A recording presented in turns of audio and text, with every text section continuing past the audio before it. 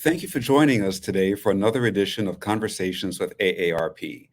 I'm Troy deChabert Schuster, your host and State Director for AARP in the Virgin Islands. In today's evolving digital era, it's crucial to bridge the digital gap, particularly for our older adults. At AARP, we are fighting for technology to be both accessible and affordable while enhancing digital literacy among older Americans. We recognize that the impact of digital equity initiatives at this moment in our digital journey will help to advance this territory. Today, we have invited Jaughna Nielsen-Bobbit, the Director of Digital Equity and Inclusion for the Virgin Islands Next Generation Network. VINGN is at the forefront of building the Virgin Islands into a digital powerhouse. Our conversation today will highlight the efforts of VINGN in fostering digital equity and how their work aligns with AARP's vision for accessible and affordable technology. This includes the roles of the Digital Equity Act of 2021 and the Affordable Connectivity Program. We will take a deeper dive into the far-reaching impact of the Digital Equity Act, a major initiative of the Bipartisan Infrastructure Investment and Jobs Act of 2021, and its benefit for the Virgin Islands. We also aim to spotlight how this act is instrumental in helping to close the gap of the digital divide in this territory. We will also discuss VINGN's vision in creating an inclusive environment of accessible and affordable internet for everyone. These efforts, which we are thrilled to share with you, are paramount in transforming the digital landscape of the Virgin Islands. So stay with us as we discuss how these initiatives are reshaping the digital future of the Virgin Islands, ensuring that every Virgin Islander, regardless of age or ability, is part of this ever-changing digital world. Now, let us welcome Jaughna Nielsen-Bobbit of the Virgin Islands Next Generation Network. Jaughna, welcome to the show. Hi, Troy. Good day. Thank you for having me. Honored to be here. Thank you. Thank you for taking the time to be with us to share important information about VINGN and its work with this important initiative. So first of all, tell us a little bit about VINGN. What does Virgin Islands Next Generation Network do here in this territory? That is a great question. And full disclosure, before I joined VINGN last July, I did not know what VINGN did. So I am very happy to share that with your listeners. Virgin Islands Next Generation Network is essentially a middle mile broadband provider of internet in the territory. VINGN was founded with a federal grant for the National Telecommunications and Informations Administration a little over 10 years ago, with the charter to bring down the prices of internet in the territory. So that's a lot of words. What does that even mean? So long story short, the internet that you get to your home, how does VINGN play a part? So VINGN has built a core fiber ring. So really and truly, there's enough fiber in the ground to power the internet of New York City. There's lots of high-tech equipment in the ground that VINGN laid.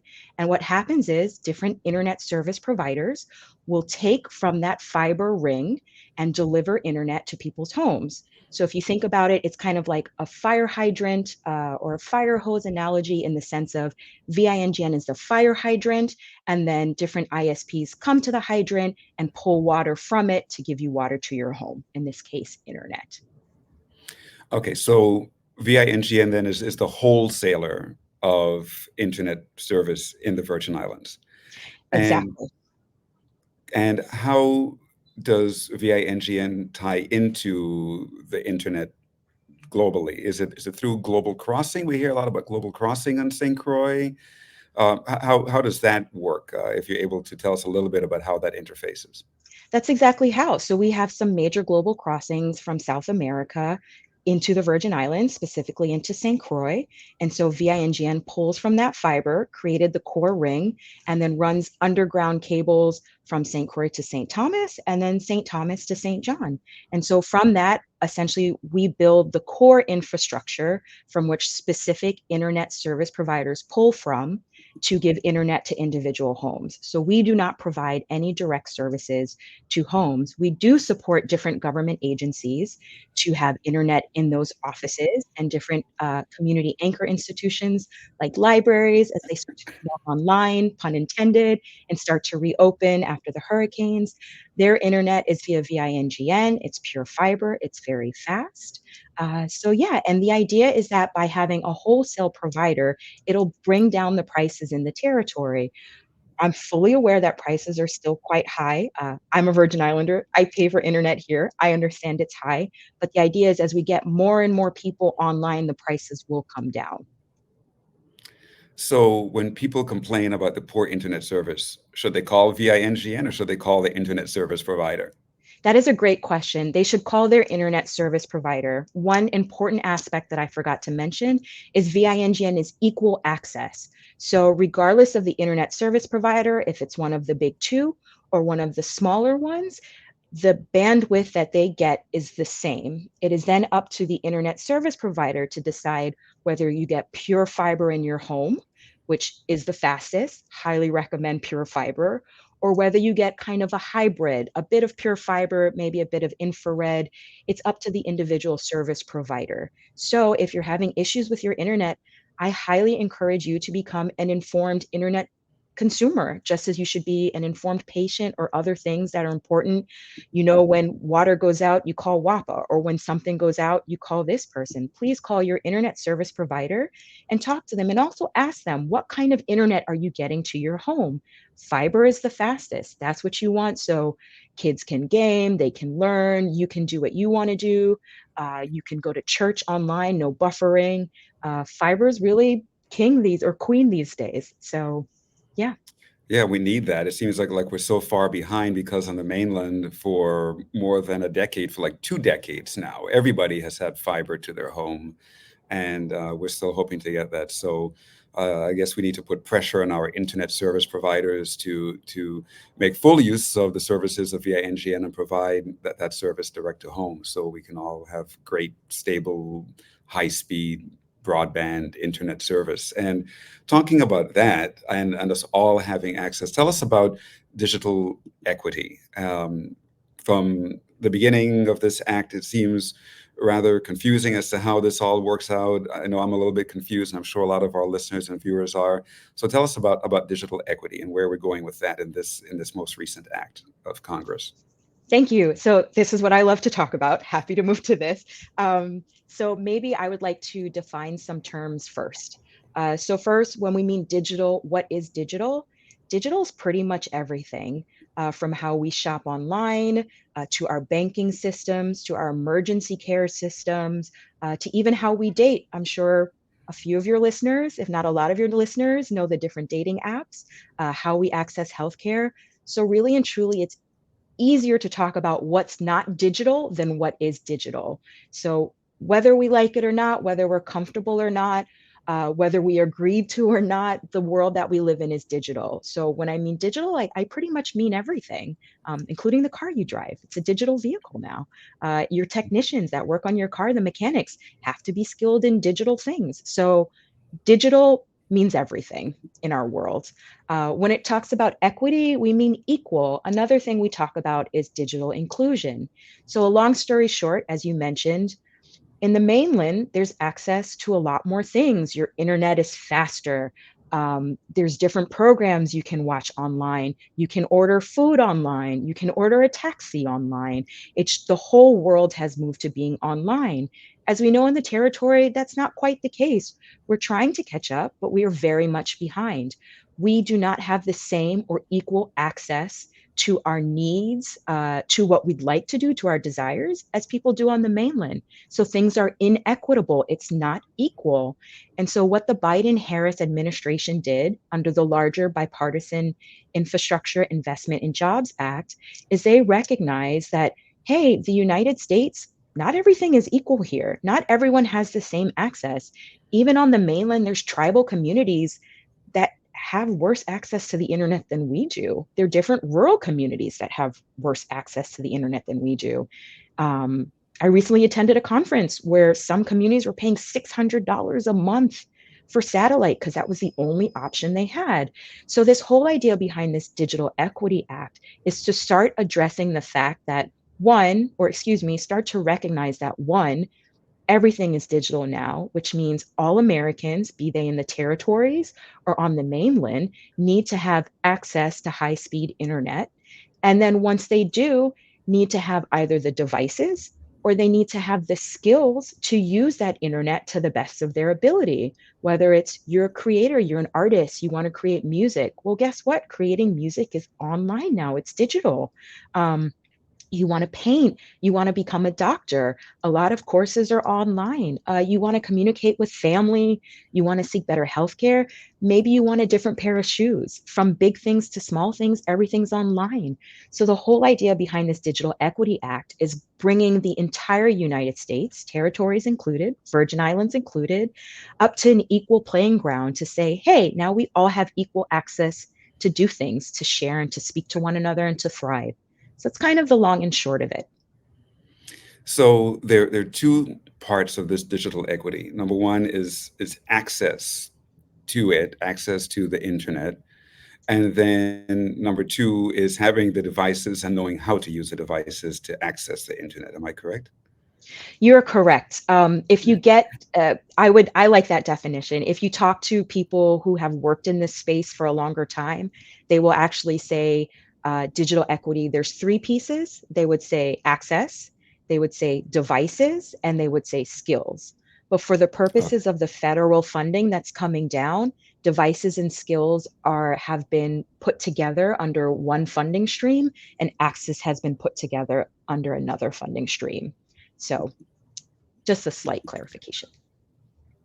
Great, great. Thank you for that. And so the first part of it when it comes to access to the internet. So what is this act doing for us and what is VINGN doing to make sure that everybody has access to the internet, not just simply those who can afford the higher rates?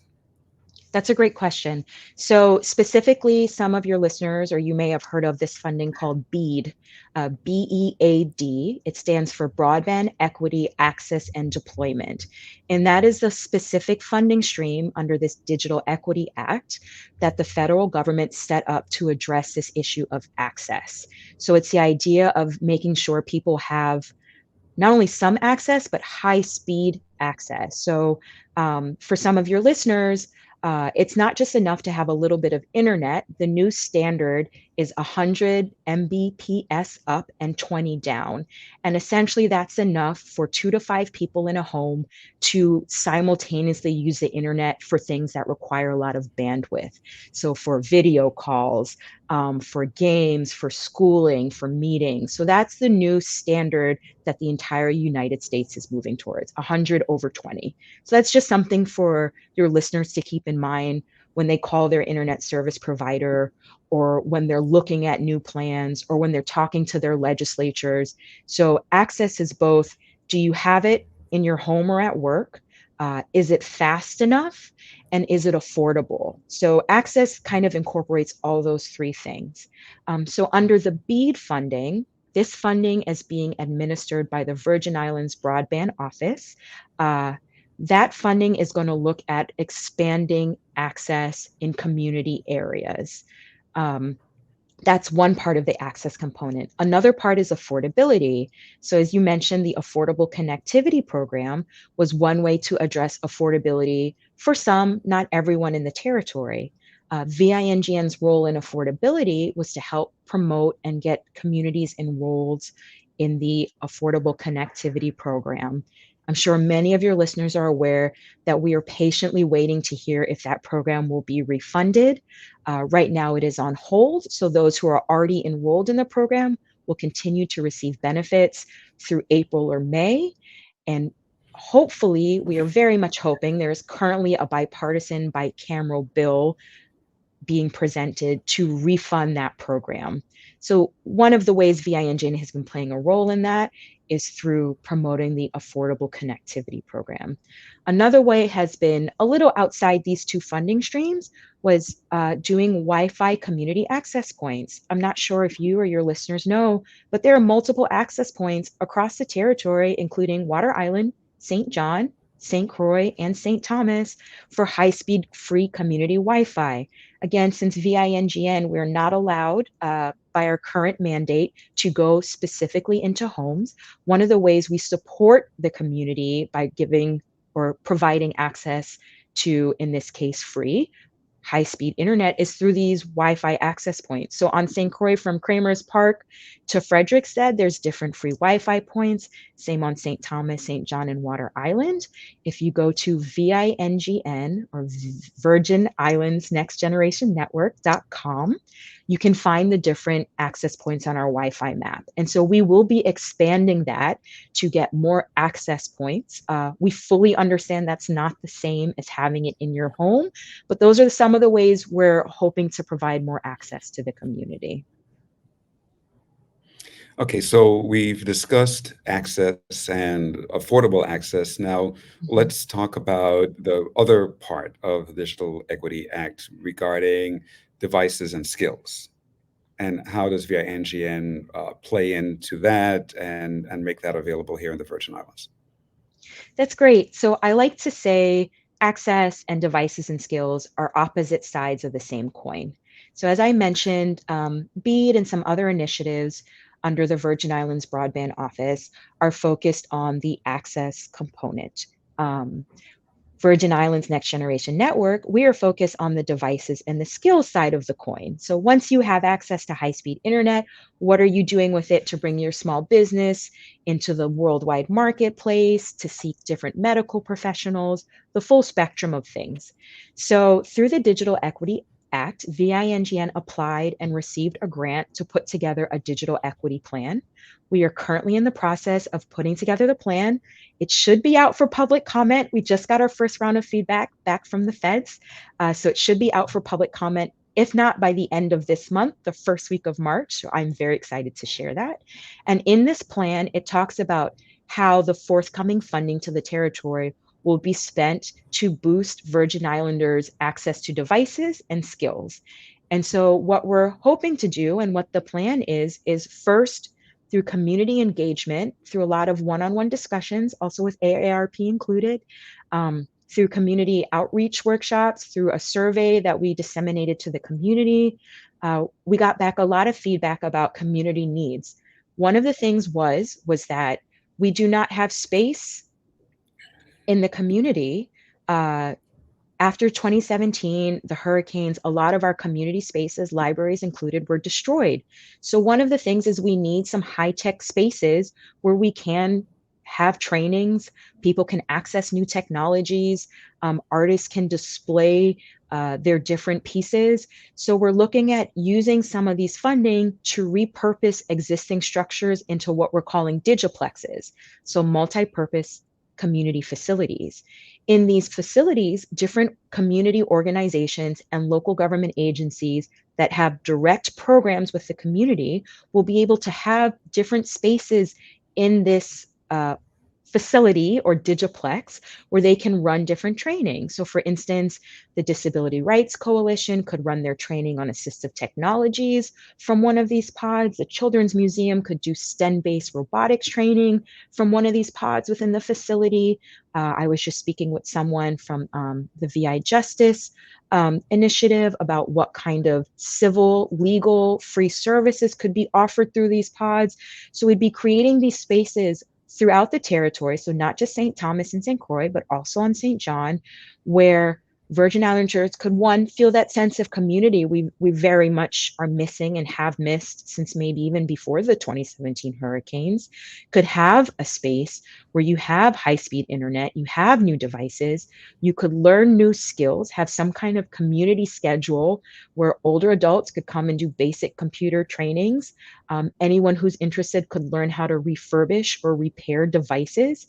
We could also have device distribution and deployment. We could show people, not we VINGN, but in these spaces, different organizations could show people how to use different devices, different workforce development initiatives. So we're really looking at these community hubs where people can access via public transport or some kind of scheduled transport mechanisms so that the community could come back, have kind of a one-stop shop to fill their different digital and learning needs. And that's really what we're pushing towards. That's come out through a lot of community feedback. It's been a very collaborative process since July. We've been working very hard and very appreciative of everyone who spent their time. So I hope that answered their question. I feel like I got a little long-winded, but that's the idea, to use this funding to create these multi-purpose spaces where Virgin Islanders can interact and learn about technology for health, for workforce, for education, for arts, and for fun. That's the idea. And so you'll be distributing devices as well, I'm assuming, tablet devices to people, or is that part of the plan? That is part of the plan. So the idea is this would be community led and run. So we're already talking to different organizations, different for-profits as well, who are interested in doing programs. It doesn't have to be a non-for-profit, about different programs that they could offer. One of the models that we very much like is a learn to earn model, which is the idea that, for example, I know AARP has certain prerequisites, but let's say AARP had a program, people could register and come in after taking a basic computer literacy course, they could earn a laptop, and this would be funded under the Digital Equity Act Digital Equity Grant. So that's the idea. People are coming in, maybe someone within the medical space would like to set up a pod after a training on how to use glucose meters with a smartphone. Diabetics could get a free glucometer and a smartphone, right? Because it's great if we have skills, but if we don't have the devices, and even more so if we don't have the internet, what does that mean? So that's really back to this idea of these three parts of this stool. So also, as a part of this learn to earn model, in addition to devices, maybe people would get a 1-year free internet subscription, also paid for by the grant. So we're still working out some of these details. We're putting it in the plan, and when it goes out for public comment, that's the kind of feedback we would like back. What are our needs? This is a once in a generation opportunity to address some of these needs to help the territory not only catch up, but move past some of the other areas. We have a lot to offer, and we need to be in a position to start offering it. And so when do you think the program will start? When will it commence? I know you're still in the planning stages. You talk about public comment, et cetera. When do you think it'll be fully stood up? That's a great question. And there's a few moving parts. So the short answer to that is by the end of this year, VINGN expects to have, or expects the territory to have, the first tranche of money under the Digital Equity Grant. And so depending on the timelines and what the federal donor agrees to, that would probably be used to start to get community organizations on board and trainings to start, and the acquisition of devices, and kind of starting the programs. The repurposing of the facility, that would be the Digiplex, that has a slightly different time frame because that's a different funding source. But that funding source, the period of performance ends in 2026. So we are ambitiously looking at repurposing these facilities by the end of 2026. So if this vision falls into place, by the beginning of 2027, each island, each of the major 3 islands, or majorly populated 3 islands, will have their own multi-purpose community space with community organizations and programs equipped and ready to offer a full range of digital programs. We recognize that we are in 2024, that is 3 years away. So we are looking to see how smaller programs can start up in the meantime, but that's the idea. Excellent. Well, this sounds really exciting, and I hope that people do take advantage of it because even at AARP, we do find that especially a lot of the older population uh, really needs a lot of help in this digital space. We see that there's a steep drop off after the age of 70 and a precipitous drop off after the age of 75. Um, Generally speaking, most people in their up into their late 60s have a pretty good grasp of digital. Not all, but a fair enough number. But it really starts to drop off after the age of 70, and sometimes those are the people who need it the most to stay connected with their family, especially if their family are living abroad, outside of the territory, that is, or to keep in touch with their physician and other different types of social services and healthcare services that they need. So this is really exciting, and I hope that people take advantage of it and come and learn and also earn some devices because those devices are expensive, right? They You are. know, even the most inexpensive tablet device can start at $500, and it just goes up from there. So I hope that people are you finding great interest among the public as you've been talking about this? It's, I'm getting goosebumps a little bit. It's been overwhelming. It's over. It keeps me up at night because people are so excited. I'm like, we have to get this program out. We have to get this up and running by 2027. People are so excited. I'm so excited. I don't profess to be a techie or to know everything. I'm still learning. There's courses I want to take. Technology is moving so much faster than we're able to keep up some days. So I'm really excited for the territory. I truly am. I truly am. And what's been great is as all the territories and the states are moving through this process under the Digital Equity Act, because we're all moving through this, all 50 states, Puerto Rico, and the 4 territories, American Samoa, Guam, North Mariana Islands, the Virgin Islands. I know Puerto Rico is a territory, but they move through this process like a state. We're all sharing ideas. We're all sharing resources. We're talking about different programs that maybe could work in Guam, and then they can come and train us and we can go and train them. So that it's very exciting. It's very exciting. Fantastic. In our last minute and a half, please tell our listeners and our viewers how they can find more information about this program and to keep in touch. Absolutely. There's a couple of ways. One, you can visit USVI Deal, DEAL, which means Digital Equity and Learning.com. So USVI Deal is kind of the main website that we're setting up for this digital equity, the skills and devices part of the grant. It should be launched next month. I know for people who've been following me, this lady said that last month. I promise you it will be launched next month. Another way is to also follow USVI Deal on all social media. We're about to launch a new social media campaign called This is Digital Equity, just to get people to start thinking about what's already happening in the territory, what's happening elsewhere, and what we could be doing to kind of inspire people. Again, before I took this job in July, I kind of didn't realize that everything was digital. I had to first, everything is digital. So just different ideas. Also, you can follow VINGN on Facebook, Instagram, YouTube. We also cross post there. So long story short, between USVI Deal and VINGN's web pages and social medias, we continue to post there. I am accessible by email. I'll be honest, I'm probably a couple weeks behind on email because I do receive a lot of them, but I don't mind. Feel free to email me as well. My email is jnbobbit, Bobbit as in Tom, at VINGN.com. If I don't know the answer to your question, I will direct you in the right direction. But yeah, Great. Well, Jaughna, we are out of time. Thank you so much for this great information, and we look forward to continuing our conversation in the future. Have a great day. likewise. Thank you, Troy. Thank you. Bye. Thank you.